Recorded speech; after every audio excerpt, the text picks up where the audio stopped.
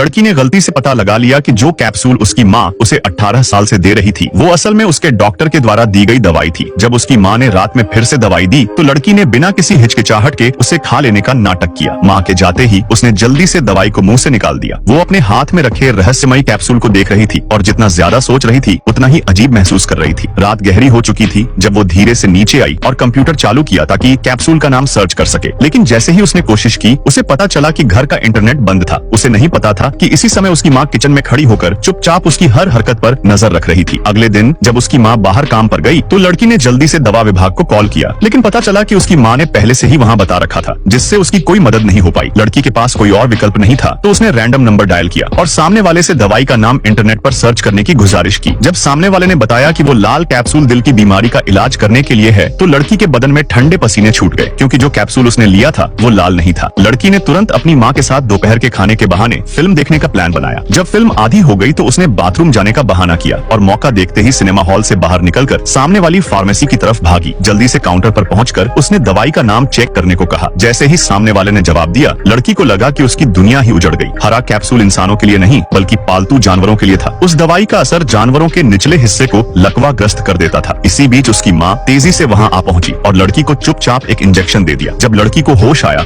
तो उसने टेबल पर खाना रखा देखा। वो तुरंत दरवाजा खोलने दौड़ी, लेकिन पाया कि दरवाजा बाहर से बंद था। जल्दी से चाबी उठाई और ताला खोलने की कोशिश की, लेकिन कुछ नहीं हुआ। उसे समझ आया कि दरवाजा बाहर से फंसा हुआ है। फिर उसने खिड़की खोली और बाहर झांका। उसने पहले खाना खाया ताकि थोड़ी ऊर्जा मिले, फिर मुंह में पानी भरा और अपने औजार लेकर खिड़की से बाहर निकल गई। धीरे धीरे रेंगते हुए वो अपनी माँ के कमरे तक पहुंची। पहले उसने सोल्डरिंग आयरन से कांच में छेद किया, फिर मुंह से पानी छिड़का जिससे कांच तुरंत टूट गया। लेकिन जैसे ही वो कमरे में घुसी अचानक उसका अस्थमा भड़क उठा।